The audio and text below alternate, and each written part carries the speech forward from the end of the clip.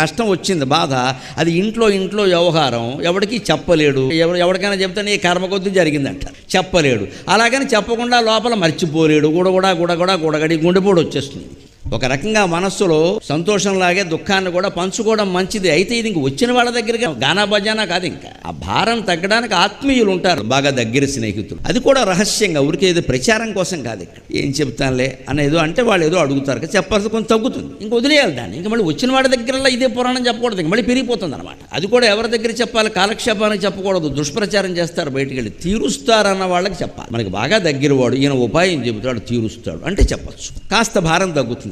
ఆయన ఏదైనా సాయం చేస్తే నిజంగా కష్టమే పోవచ్చు కదా, అవకాశం ఉంది కదా, అలాంటి చోట చెప్పాలి. కనిపించిన వాళ్ళ దగ్గరలా కాదు. ఇంకా ఎప్పుడు కష్టాలే చెప్పామనుకోండి, ఈ దేశంలో పెద్ద ప్రమాదం ఏంటంటే శనుగొట్టు మొహం ఎప్పుడు కష్టాలే చెబుతాడు. వీడి జీవితంలో సుఖాలు లేవని మన ఇంటికి వచ్చేవాడు కూడా రాడు. వీడి మొహం చూస్తే మనకి కష్టం వస్తుంది. ఈ ధోరణి నుంచి బయటపడ, సంపదలు మన ఇంటికి రావాలి అంటే ధర్మకార్యాలు చెయ్యాలి, ఏకాంతంగా ఉండాలి, హడావుడి చేయకూడదు, ఆర్భాటం చేయకూడదు, తెలియకుండా గుప్తదానాలు చెయ్యాలి. అప్పుడు లక్ష్మీదేవి మన ఇంట్లో ఉంటుంది. తెలియకుండా ఎవ్వరికి చెప్పాల్సిన పని లేదు. 5 రూపాయలు ఇవ్వడమునో పెద్ద ఆర్భాటం చేయడం. ఇక్కడ 500 పెట్టి ప్రకటన, ఇచ్చేదేమో 5 రూపాయలు. దీనికి మళ్ళీ ఏమిటో నాకు అలా ఇవ్వాలనిపించింది ఇచ్చేసాను, ఇదో వ్యాధిలాగా. ఇక్కడ ఇంత డబ్బా కోరుకుంటా ఉండం మనం. ఇక్కడ అటువంటి వాడి ఇంట్లో లక్ష్మీదేవి ఉండదు.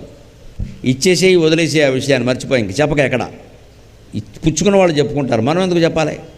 అందుకని లక్ష్మీదేవి శ్రీకృష్ణుడిని ప్రేమించింది, కామించింది, పెళ్లి చేసుకుంది, కాపురం చేసుకుని తర్వాత రుక్మిణీదేవిగా ఆవిడే పుట్టింది, రామావతారంలో సీతాదేవిగా ఆవిడే పుట్టింది, విష్ణువుగా ఉండగా ఆవిడే సేవించింది. అంటే దేనికి? ఆ ఏకాంత లక్షణాన్ని. అంతా చుట్టూ సంపదలు ఉన్నా సరే దేన్ని పట్టించుకోకుండా ఆత్మధ్యానంలో ఉండే లక్షణాన్ని ప్రేమించింది ఆవిడ.